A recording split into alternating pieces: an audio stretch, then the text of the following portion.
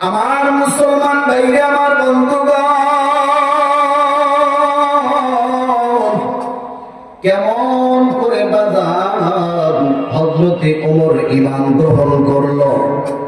ভাই গো, গরিবুল্লাহ মাসউদ ইসলামাবাদী রহমাতুল্লাহ আলাইহি তিনি তিনার একখানা কিতাব আশারায়ে মুবাশশারা নামক কিতাবের মধ্যে বর্ণনা করতেছেন, হযরতে ওমর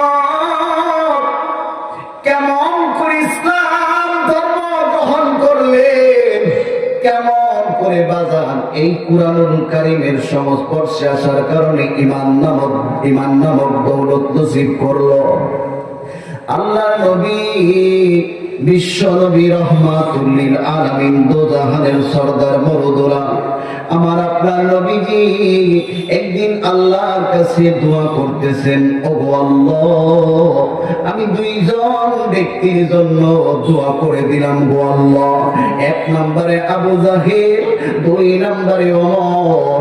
আল্লাহ গো, এই দুইজন মানুষের মধ্য থেকে তুমি একজনকে দিনের জন্য কবুল করে নাও, ইসলামের জন্য কবুল করে দাও।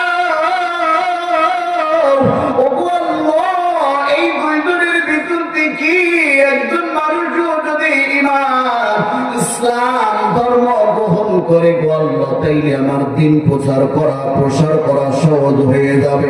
আমার আল্লাহ জিবরিল আমিনকে ডাক দিয়ে বলে, জিবরাইল রে, আমার বন্ধুর কাছে যাও, আমার বন্ধুরে যাইয়া বলিয়া দাও, আমি আবু জাহিলকে ঈমান নামক দৌলত, ইসলাম নামক দৌলত আমি আবু জাহিলকে দেব না, কিন্তু আমি ওমরকে ইসলাম আর ঈমান নামক দৌলত নসিব করে দেব। আল্লাহু আকবার বলেন।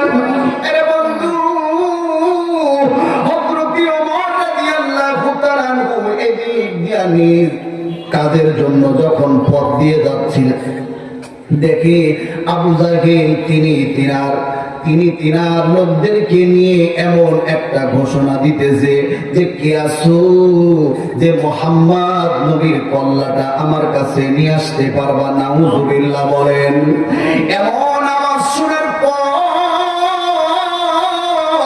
হযরতে ওমর লাব্বাইক বলিয়া দাঁড়াইয়া ডাক দিয়ে বলে, ও নেতাজি, আমি যদি ওই মুহাম্মদ নবীর কল্লাটা যদি আমি নিয়ে আসতে পারি, বলেন না গো, আমাকে আপনি কি দিবেন, কি দিয়ে আমাকে ধন্য করবেন?